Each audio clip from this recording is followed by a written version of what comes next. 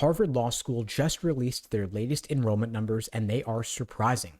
They just watched their black student enrollment plunge to levels not seen since the 1960s.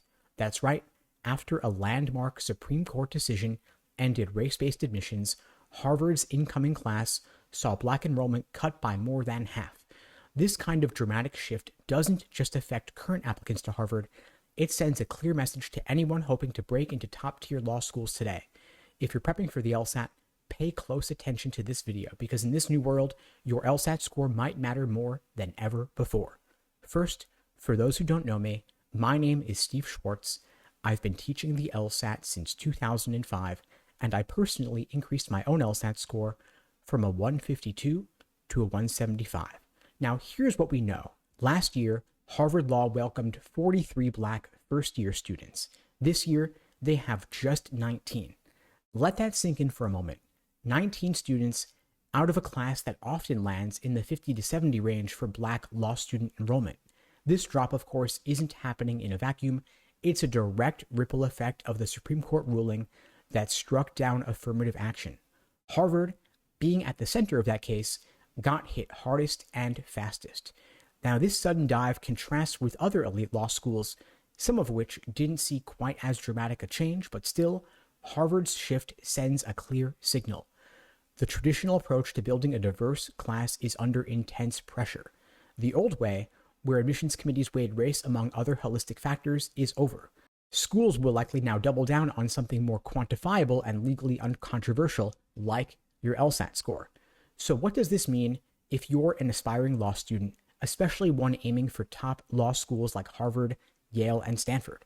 Before, schools factored a broad range of criteria to craft a well-rounded class, but now, with race-based considerations dramatically limited, you can expect admissions officers to rely more on safe metrics like your LSAT score. So the reality, of course, is that admission to top schools was already quite high, but now it might be even higher, at least when it comes to the numbers, because if schools can't shape their classes as easily through traditional diversity policies, they'll look harder at who can show academic excellence in the most standardized objective form. So if you were on the fence about whether to really buckle down on your LSAT prep, please consider this your wake-up call. In the new admissions landscape, your LSAT score can make the difference between a rejection letter and a seat in the classroom. Now, I'm not just guessing, this shift is already happening. Let me tell you about a student I worked with, we'll call her Maya. She started out with a decent undergrad record and a compelling personal story. And before the Supreme Court ruling, Maya might have counted on that story to tip the scales. But once these changes hit, she realized she needed a bulletproof LSAT score. She honed in on logical reasoning, worked carefully through tricky reading comp passages, and simulated real test day conditions until she knew exactly how to pace herself. She climbed from the mid-150s to a 173. The result? Multiple offers from schools that she once considered out of reach. Or take my student Marcus. He began with a score so low he almost gave up.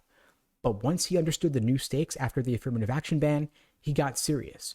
Over a few months, he drilled question types relentlessly, learned to spot common pitfalls, and steadily pushed his score up into the high 160s and the low 170s, ultimately scoring a 171 on test day. What this meant for him is that schools that wouldn't have even glanced at his application before were now reaching out, sometimes with significant scholarship money attached. These stories highlight a key truth. The LSAT is no longer just another line on your application. It's fast becoming the central pillar on which your admission to law school stands. So the game has changed. Hoping your personality, background, or unique life experiences are going to carry you is not a safe bet. If you want to thrive in the post-affirmative action era, you need a plan to get your numbers as high as possible. So the first thing you want to do is double down on your LSAT fundamentals, identify your weak areas, whether it's reading comp or certain tricky logical reasoning questions, and tackle those head on. Perfect the core skills first, focus on the most common question types to start with because a rock solid foundation is going to set the stage for you to get a top LSAT score.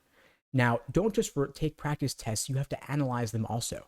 Carefully track the question types that you miss, figure out why you missed them, and correct those errors systematically. If you see a pattern, maybe you're stumbling on necessary assumption questions, laser focus on mastering that skill. Of course, don't forget to train for endurance because the LSAT tests your stamina as much as your intellect. You want to integrate timed sections and full-length practice tests on a regular basis so you're comfortable under pressure. This way, when test day comes, mental fatigue isn't going to stand between you and your target score. Building that foundation first and following it up with plenty of timed work is key, which is why at LSAT Unplugged, we create personalized day-by-day study plans for all of our students, carrying you from your start date all the way through to LSAT test day. And we pair it with private one-on-one coaching on a consistent basis, ideally every single week, to keep you accountable and make sure that you're making steady forward progress.